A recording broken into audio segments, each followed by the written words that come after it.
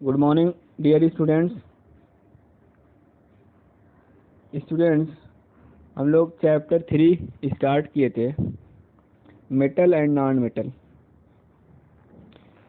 उसमें what is the metal and physical properties of metal discuss किया गया था।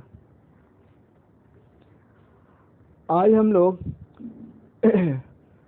प्रॉपर्टीज ऑफ नॉन मेटल के बारे में डिस्कस करेंगे कि नॉन मेटल क्या होता है, इसकी प्रॉपर्टीज क्या है। फिजिकल प्रॉपर्टी नॉन मेटल की डिस्कस की जाएगी। तो नॉन मेटल कहा जाता है कि the element that do not conduct heat and electricity and are brittle. Non metal को क्या कहा जाता है कि the element that do not conduct heat and electricity and are brittle, कि ऐसा एलिमेंट जो हीट को कंडक्ट न करता हो और इलेक्ट्रिसिटी का भी कंडक्टर न हो और साथ में वो क्या हो, ब्रिटिल हो। ब्रिटिल का मतलब होता है कि किसी भी चीज़ को हैमरिंग करते हैं, अगर उसके ऊपर किसी चीज़ से उसको पीटते हैं तो वो क्या होता है कि इरेगुलर शेप में, स्मॉल पार्टिकल्स में, छोटे छोटे पार्टिकल में टूट जाता है, बिखर जाता है। तो इस प्रॉपर्टी को कहा जाता है ब्रिटिल। ठीक है। इक्वल पार्ट में, जैसे मेटल होता है, मेटल को आप काटेंगे तो इक्वल पार्ट में डिवाइड हो जाएगा, लेकिन नॉन मेटल को आप काटेंगे तो वो इक्वल पार्ट में डिवाइड नहीं होगा। ठीक है। तो ये नॉन मेटल होता है। इसकी फिजिकल प्रॉपर्टी भी बहुत सारी है। इसमें से कुछ फिजिकल प्रॉपर्टी को अगर हम लोग डिस्कस करें तो कहा जाता है कि non metal have no lustre. No lustre, non metal है नो लस्टर।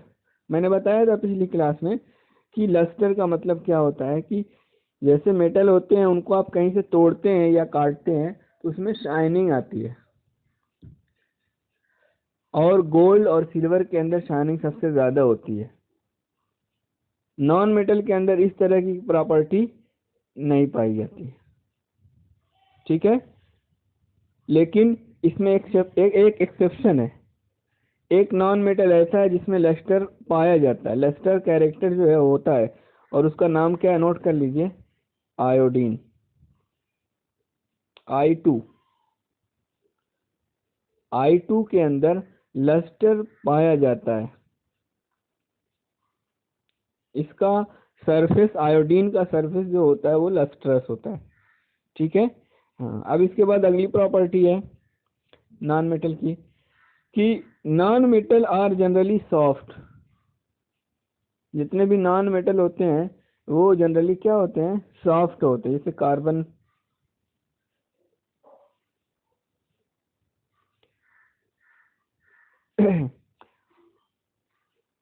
इसी तरह से। लेकिन एक नॉन मेटल ऐसा है कि जो सॉफ्ट नहीं होता है बल्कि hardest. Non metal generally soft होते हैं, लेकिन एक सब्सटेंस, एक एलिमेंट ऐसा है जो हार्ड है। Hardest element on the earth कहा जाता है, जिसको आप कहते हैं डायमंड।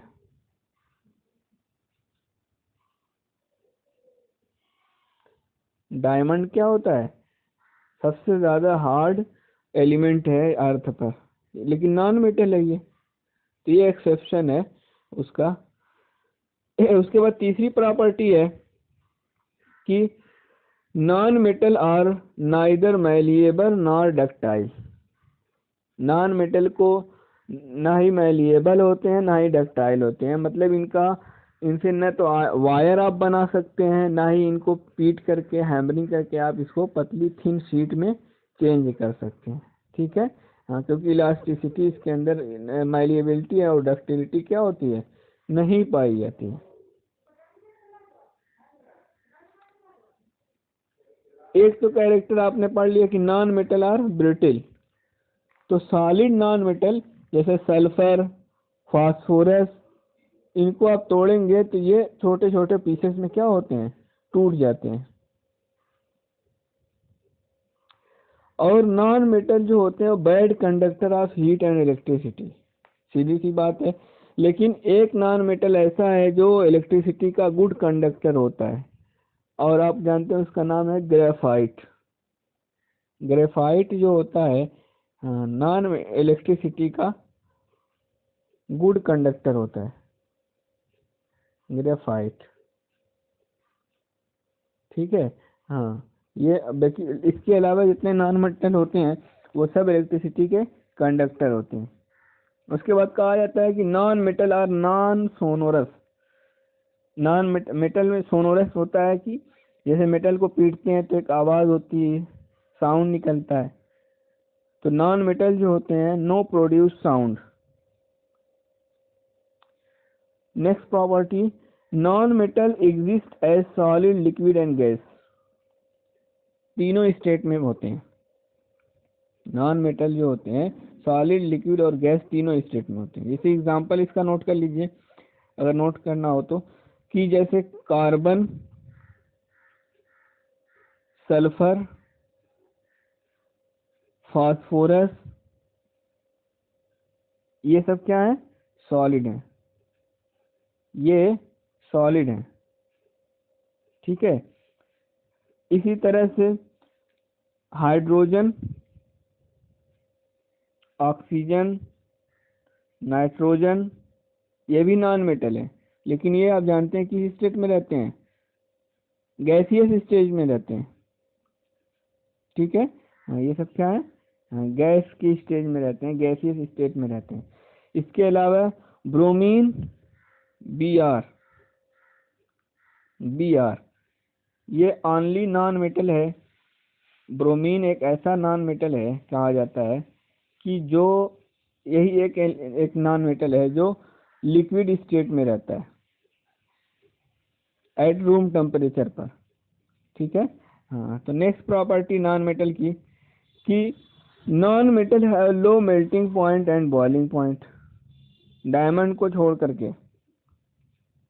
ठीक है, इसका एक्सेप्शन है ना वो, उसकी मेल्टिंग और बॉइलिंग पॉइंट मेटल से भी ज़्यादा होती है। तो बाकी नॉन मेटल जो होते हैं उनकी बॉइलिंग पॉइंट और मेल्टिंग पॉइंट कम होती है। मतलब हार्ड है तो मेल्टिंग पॉइंट, और कोई लिक्विड है तो बॉइलिंग पॉइंट। ठीक है। हाँ, तो जिस पॉइंट पर कोई भी लिक्विड बॉयल करने लगता है, इवापोरेट होने लगता है, उसका बॉइलिंग पॉइंट होता है।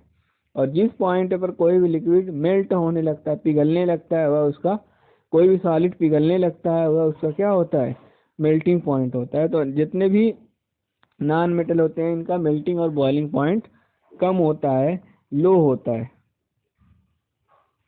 और नॉन मेटल जो होते हैं लो डेंसिटी इनकी है, ये लो डेंसिटी, इनका घनत्व तो कम होता है, मतलब ये बहुत ज़्यादा हार्ड नहीं होते हैं, स्ट्रांग भी नहीं होते बहुत ज़्यादा।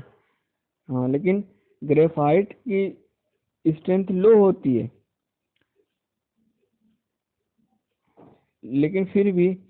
और इसके अलावा डायमंड जो होता है उसकी वेट जो है उसका कहा जाए कि वो ज़्यादा हार्ड होता है, उसकी स्ट्रेंथ ज़्यादा होती है डायमंड की। और एक बात और कि नॉन मेटल बहुत सारे कलर में मिल सकते हैं।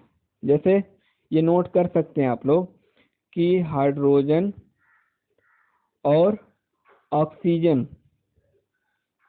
वैसे नेचर में H2 और O2 के फॉर्म में पाया जाता है। तो ये जो होते हैं इनका कोई कलर नहीं होता, नेचर में ये कलरलेस होते हैं। और सल्फर ये येलो होता है, सल्फर जो होता है वो येलो होता है। ठीक है। और इसके बाद फास्फोरस जो होता है वाइट भी होता है, या येलो भी होता है, या रेड भी होता है। फास्फोरस पी जो है ये कह लीजिए कि ये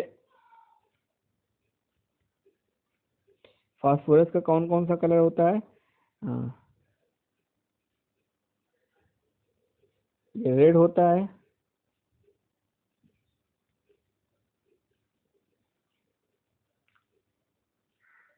येलो होता है, और ये तो वाइट है ही, ठीक है, W लिख दे रहे हैं हम उसके लिए। तो रेड होता है, येलो होता है और वाइट होता है, ये फास्फोरस के 3 कलर होते हैं, ठीक है। इसके अलावा ग्रेफाइट, ग्रेफाइट का कलर कौन सा होता है? ग्रेफाइट होता है आपका ब्लैक। ग्रेफाइट का कलर कैसा होता है? ब्लैक होता है। तो इस तरह से इनके क्या होते हैं, कलर होते हैं। आयोडीन होता है, आयोडीन, आयोडीन का कलर होता है आपका आयोडीन का कलर होता है वायलेट। आयोडीन का कलर जो होता है वो वायलेट होता है मेरे वायलेट मतलब वी। आयोडीन का कलर क्या होता है? I2 लिखा जाता है, आयोडीन का वायलेट होता है। तो ये फिजिकल प्रॉपर्टी है जो नॉन मेटल की है, ठीक है। हाँ, तो ये properties of metal and non metal ये पूरा हो गया। अब आप लोग नेक्स्ट क्लास में हम लोग पढ़ेंगे केमिकल प्रॉपर्टीज ऑफ मेटल। तो कल का वीडियो, तो नेक्स्ट क्लास का जो वीडियो रहेगा बड़ा इंपॉर्टेंट रहेगा, ठीक है। और सब लोग नोट्स को कंप्लीट कर लो, और साथ में हम हो सकता है किसी दिन ये कुछ एक्सरसाइज हम भेजेंगे तो उसको सॉल्व करके आप लोग सेंड करिएगा, ठीक है। Okay, thank you.